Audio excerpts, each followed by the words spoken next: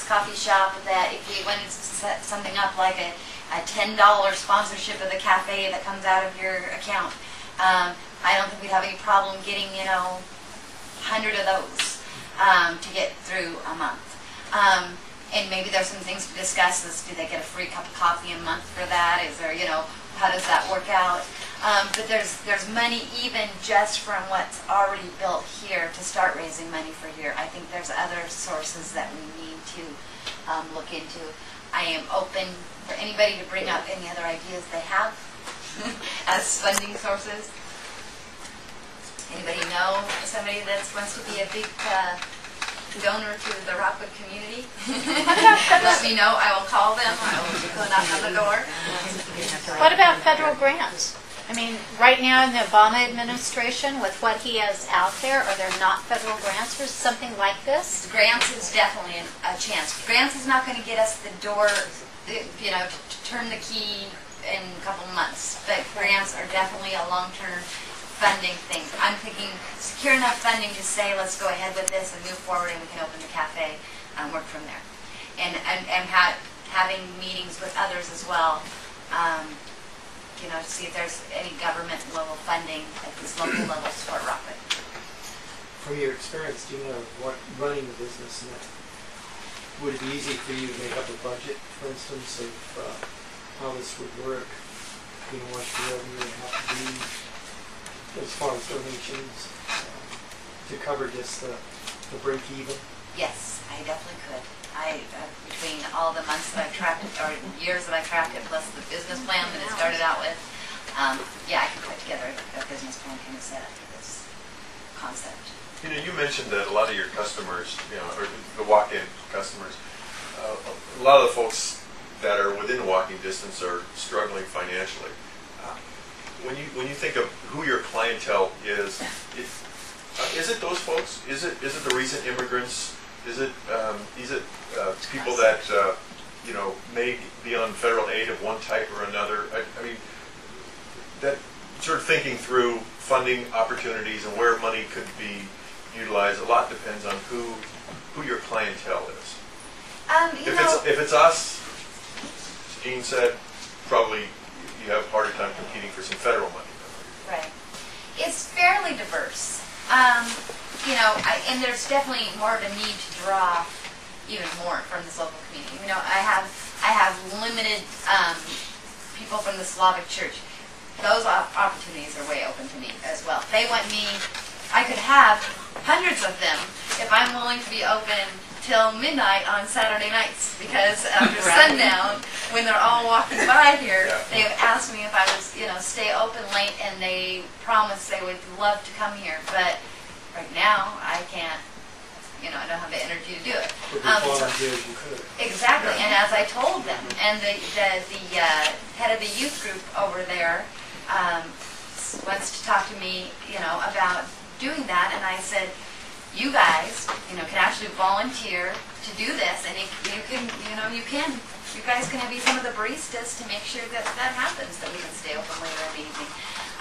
So that opens up that opportunity. I know the people over at St. Anne's, that I don't have a lot of the parishioners coming in.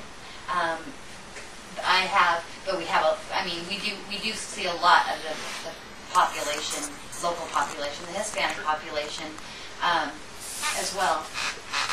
That I would say is probably about 50-50 right now when you're talking very local community.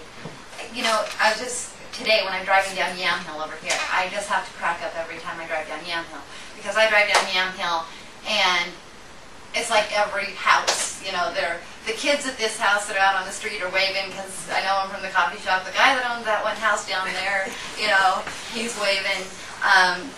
The one little Russian boy that always comes and checks out gifts for me, he's waving.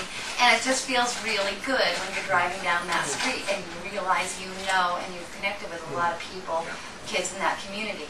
A lot of disc golfers, for sure, that use the park come in here. And a lot of people, and I definitely see people from the local apartments that walk over here.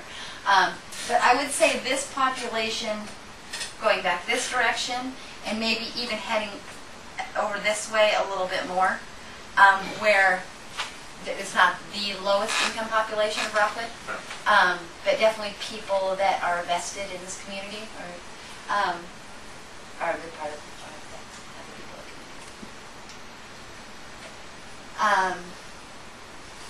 Keep going. Sure. So operations, maybe we've already gone through that a little bit. We'll have to determine services and amenities offered, the method of payment, how we would do staffing, which of course all will affect funding. And then we say, is there going to be a paid staff member or organizer for events here? Personally, I believe that there will have to be some kind of paid position here to always oversee things. What will the volunteer staff base look like? And for example, Tabor Space is an example where it's donation only for the food and drink that you have in. So how does that work? You get, go ahead, Jake. They have a suggested amount so that the coffee drinks that are available, and so it just a suggested amount, $2 for iced tea, whatever. And Thompson says they consistently get considerably more because people just drop in a $5, and it's. I think I would recommend against that here. And that's from my personal experience, because I think in the Belmont neighborhood or Tabor neighborhood, that might be very possible. I think here, I deal with a lot of people here locally that come in here and ask for free food and are hungry and want items. And I have a lot of people that try to steal things regularly from here and slip it into their pockets. I think that potentially this is a neighborhood, because of those demographics, we couldn't set it up that way effectively. Maybe there's some other ways that you do help the people here through the cafe that need that additional assistance.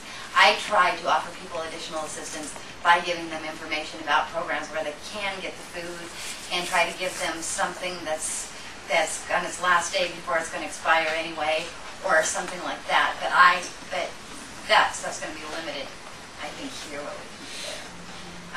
So then we look at the best way to set up prices. The other options is talking to coffee companies and the different roasters here locally to see if we can get things at a much reduced rate with donations for the benefit of the community. And in those cases, maybe we can offer additional. And to tie into what Anna has said, this is what I've been thinking of this whole evening, you really need to get a corporate sponsor that thinks coffee and can contribute on a regular basis. And you have programs that are valuable to that corporate sponsor. What about Boyd's? That's what I Boyd's. What about Boyd's? They've been around a long time. Nope, I haven't talked to Boyd's. You talked to Stumptown. They used to live in Gresham. There's a Yeah. Stumptown Yeah, they stand. used to live right off Yeah. Walluva. One of them did.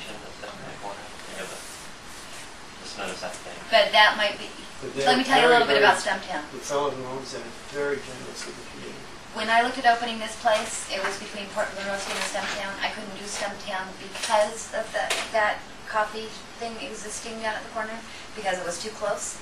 However, Stumptown donates large amounts of coffee to a lot of the nonprofits in the area. I'm trying to remember if it's Morrison Services or who it is. That's all internal. It's not being sold out, but they donate coffee to those causes. So potentially they would, and these I don't know if they're affiliated or not, but the largest nonprofit organization for disc golf